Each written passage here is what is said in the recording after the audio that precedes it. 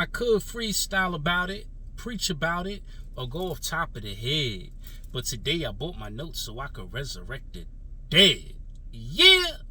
Greetings and blessings to my navigators of the seven seas. I am your locksmith, your symbologist, and metaphysical tour guide, Flat Archie 5000. And I'm back with another one as we navigate through the land of Pioneer.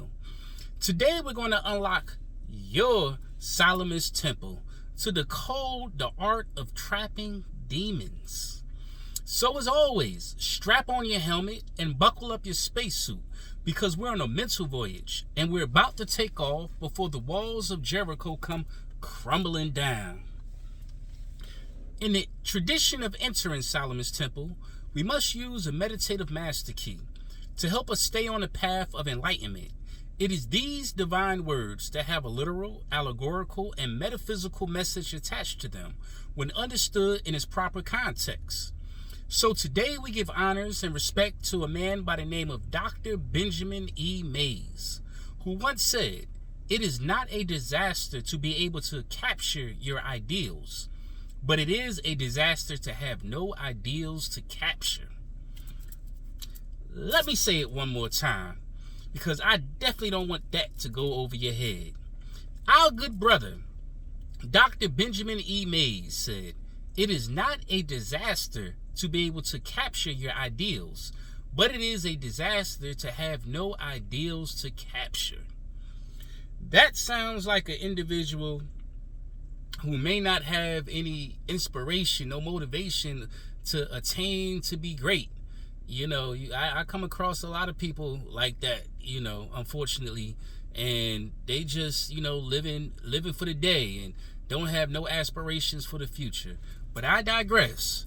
Let me go forward because I need you to go on and meditate on that and click your heels 3 times while I ring this bell of enlightenment for that powerful meditative key of wisdom as you enter the corridors of your Solomon's Temple. Let's get to it now. No time to waste. So, for those of you masterminds who are familiar with my Hiram Abiff video, you've seen how I retold his life in a story form. I find that this method of teaching tends to resonate more with the viewers as opposed to just breaking down the esoteric and metaphysical meanings without a visual backstory. So, once again, I will attempt to lay out the history of King Solomon in a manner that is simple for you to digest before we dive deeper into the true science of this demonstration. So with that said, I'm going to navigate you through a mystical world of enchantment filled with sorcerers, warlocks, demons, angels, and old wise men. Thus, we're going to start it off something like this. Once upon a time, in the ancient land of Jerusalem, the wise and renowned King Solomon sat in a deep contemplation within the grand chambers of his palace. Despite his vast knowledge and unparalleled wisdom, there was a yearning within him to explore the mysteries of the unseen realms. They lay beyond the physical world. One moonlit night. Let me say it one more time. One moonlit night, as King Solomon delved into his studies of the arcane and the esoteric, a shimmering figure appeared before him in a radiant glow.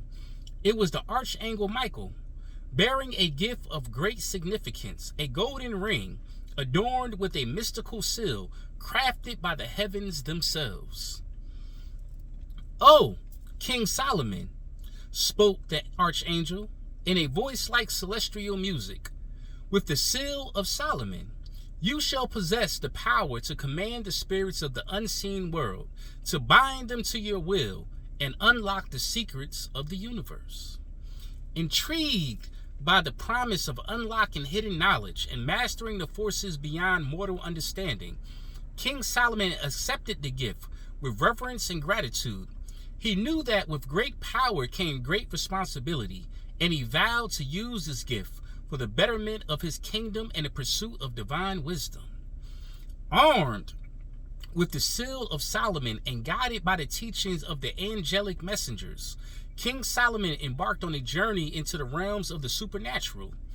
Through intricate rituals, prayers, and invocations of the divine names, he called forth mighty spirits and ancient demons, commanding them to reveal their secrets and serve his bidding. Let me ring the bell of enlightenment for that.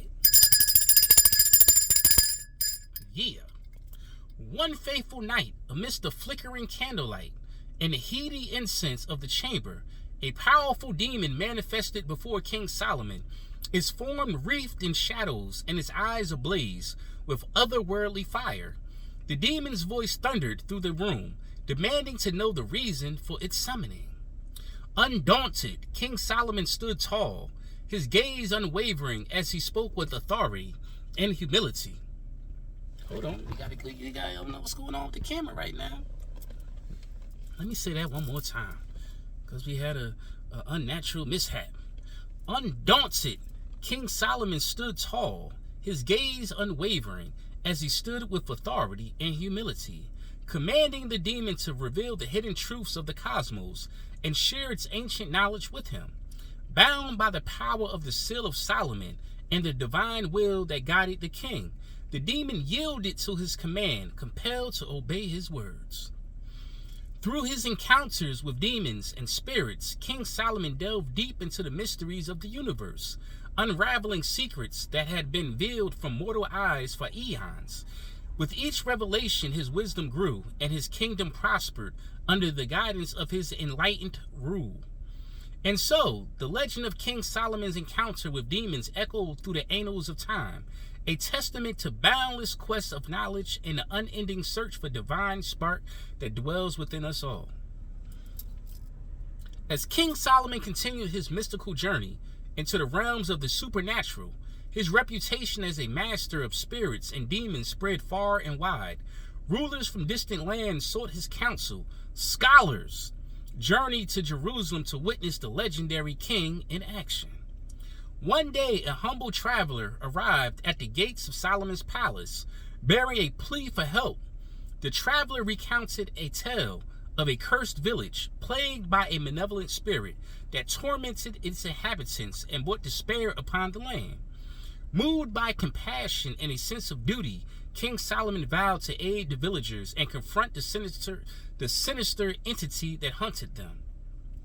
With the seal of Solomon gleaming on his finger, King Solomon set out towards the accursed village, his heart filled with resolve and his mind focused on the task ahead. As he approached the village, a dark shadow loomed over the once thriving settlement, casting a pall of fear and despair upon its inhabitants. Drawing upon his knowledge and the arcane and the power of the seal, King Solomon called forth the malevolent spirit, challenging it to reveal its true nature and intent. The spirit materialized before him, a twisted specter of malice and malevolence, its eyes gleaming with a wicked light. Undaunted by the spirit's menacing presence, King Solomon spoke with authority and compassion, seeking to understand the root of its anger and offering a path to redemption and release from its torment.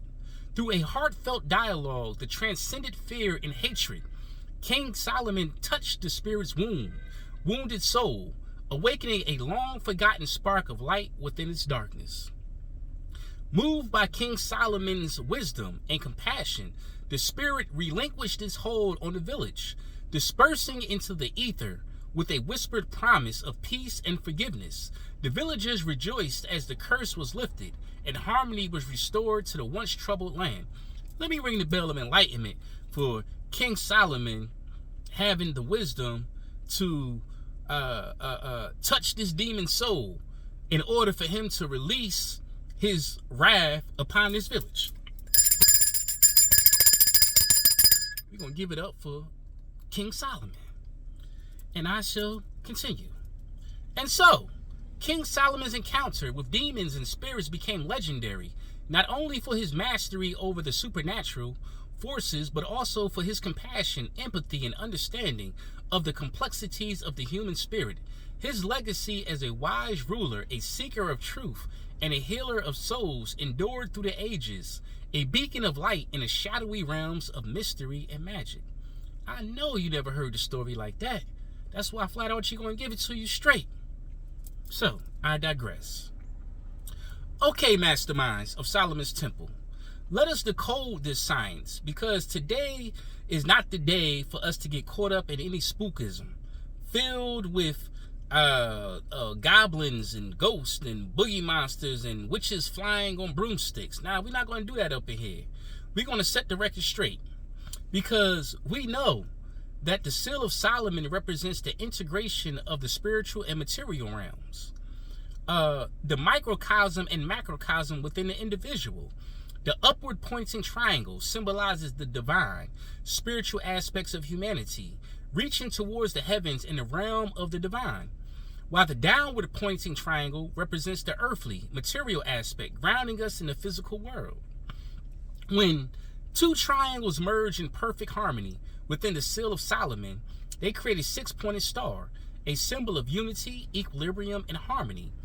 This symbol reminds us of the interconnectedness of all things and the need to find balance and wholeness within ourselves.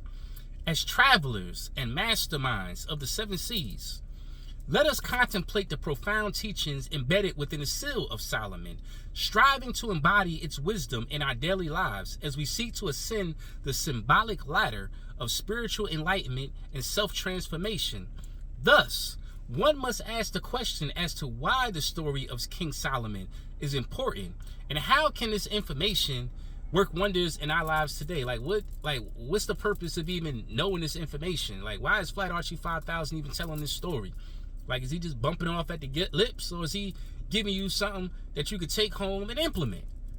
Answer: this science is dealing with your higher and lower self, and its detailed blueprint on how to control and tame the demons within self.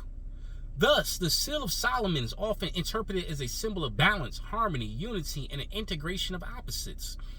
Flat Archie 5000 is here to tell you that the ideals of King Solomon trapping demons using a magical seal is part of esoteric and occult lore rather than historical fact.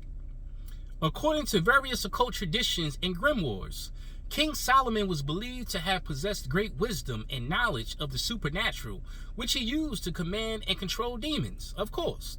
But by invoking the names of God or using specific incantations while wearing the Seal of Solomon, King Solomon is said to have been able to command demons and spirits to do his bidding, such as building the Temple of Solomon or revealing hidden knowledge. Did you hear that? King Solomon was so serious with his game. He didn't have just regular humans building Solomon's temple. This brother had demons building Solomon's temple. Now, but I digress. In today's time, one must be the master builder of the soul of man, for it is you, through divine will, self-control, and creative thought, that one comes to the realization that along our journeys within this realm, one must attain to be a living example of God, made manifest by way of upright thoughts, actions, and deeds. King Solomon represents a mastermind who traps demons by seeing things through an esoteric lens. One must view his story as a metaphor for spiritual growth, inner transformation, and the pursuit of divine wisdom. Through his reign as King of Israel, his construction of the Temple of Solomon, and his encounter with spirits and demons, King Solomon's life is seen as a metaphor for the alchemical process of inner transformation and spiritual evolution.